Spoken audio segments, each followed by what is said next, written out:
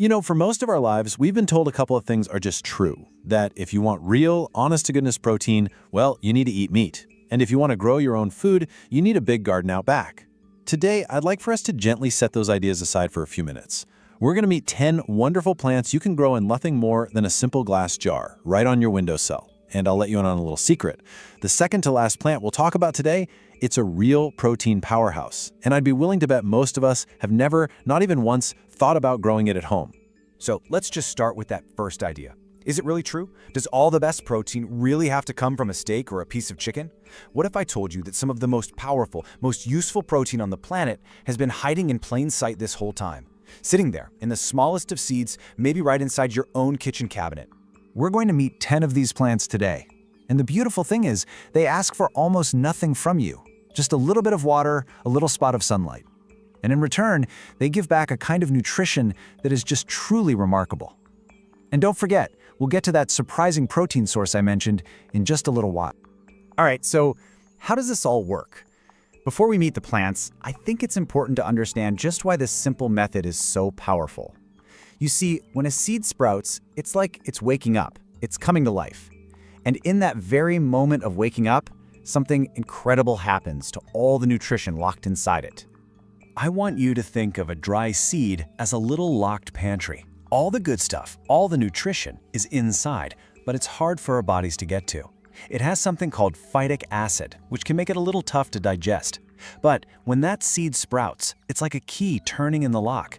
That acid breaks down, and all that goodness inside becomes completely available for our bodies to use. Now, that brings us to a word you might hear from time to time: bioavailable. It sounds a bit scientific, but all it really means is that your body can actually absorb and use the good things in your food. And especially as we get a little older, this is so important. It simply means you get more nutrition from every single bite you take. So, now that we understand the magic behind it all, let's meet our 10 plants. I like to think of them not as a list, but as 10 little stories, each one just waiting to unfold in a glass jar right on your windowsill. First on our list is the humble lentil. It's a wonderful source of protein, and when you sprout it, that protein becomes so much easier for your body to take in.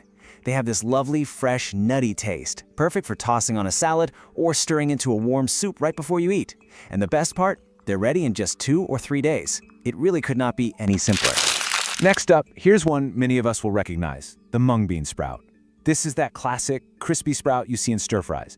But what you might not know is that they are full of magnesium. And that's a mineral that is so important for helping maintain healthy blood pressure and for helping us get a good, restful night's sleep. A true classic, and they're ready in just a few days. Now this one is a real powerhouse. Broccoli sprouts have a special compound in them called sulforaphanate.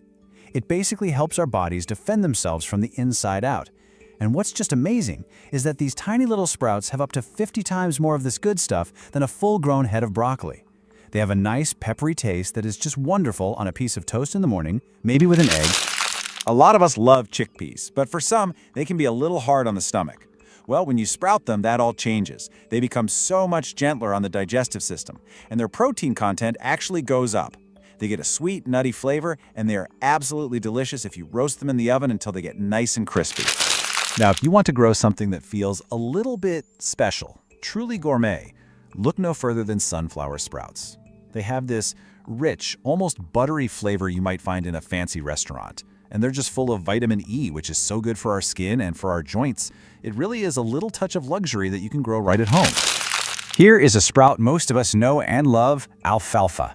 It's that classic, mild, delicate crunch you remember from sandwiches and salads. They're rich in vitamin K and can help support a healthy hormonal balance. And if you're new to all this and just want to start with something that simply cannot fail, alfalfa is the perfect choice. If you happen to like a little spice in your life, oh, you will love radish sprouts. They have a bold, peppery kick that really wakes up a meal.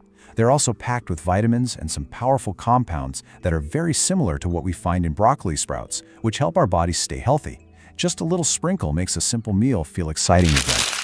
Fenugreek is a plant that's been used for good health for thousands of years, and modern science is showing us why. It's particularly good at helping our bodies support healthy blood sugar levels. The flavor is very unique, a little bit like maple syrup. They are just wonderful blended into a morning smoothie or even stirred into a bowl of oatmeal. All right, we've arrived at our 9th plant, and this is the one I mentioned at the very beginning. This is that protein powerhouse that most of us just have never considered growing at home. Most people have never tasted this fresh, but when they do, well, they almost always say the same thing. Pea shoots. That's right. These are the tender, young green tops of the pea plant, and they are that surprising source of wonderful, clean protein we talked about. They taste just like a fresh pea picked right from the garden, only brighter and somehow more alive. They're delicious raw in a salad or just wilted for a moment in a warm pan. It is truly like having your own little garden right there on the counter. So that brings us to our final plant, our 10th story. And while those pea shoots are a wonderful surprise, this last one might just be the most concentrated source of sheer nutrition on our entire list. And it's wheatgrass. Now, you have probably seen tiny, very expensive little shots of this at a juice bar. Well, the wonderful news is you can grow it right at home for just pennies. It is absolutely packed with chlorophyll, iron, and enzymes that support your energy levels and your blood health. Growing it yourself is one of the most affordable and powerful habits you can build for your well-being. So now you've met these wonderful plants. And you might be thinking, well, this all sounds great, but is it hard to do? I want to show you just how simple it really is. This is something you can start this very afternoon. The process itself couldn't be easier. You just start with about 2 tablespoons of seeds in a clean glass jar. Cover them with some water and just let them sit and soak overnight. That's step 1. Then in the morning, you drain out that water, give the seeds a good rinse with fresh water, and then you just tip the jar upside down at an angle in a bowl so air can get in. Twice a day, morning and evening, you just give them a quick rinse and drain. That's it. In a few short days, you will have a jar full of fresh, living food. So there you have it. 10 incredible plants, 10 little stories of health that you can bring to life right in your own kitchen. It costs almost nothing to do, and it only takes a few minutes of your time each day. Just to bring it all home, let's look at our 10 windowsill stories one last time. We had lentils for pure protein, mung beans for that familiar crunch and magnesium, broccoli sprouts to help our bodies defend themselves, chickpeas for digestive comfort, and sunflower for those healthy fats, alfalfa, the foolproof way to start, radish for that bold flavor, and fenugreek for blood sugar support. And of course, pea shoots for that fresh garden taste, and finally, wheatgrass for that powerful, concentrated nutrition.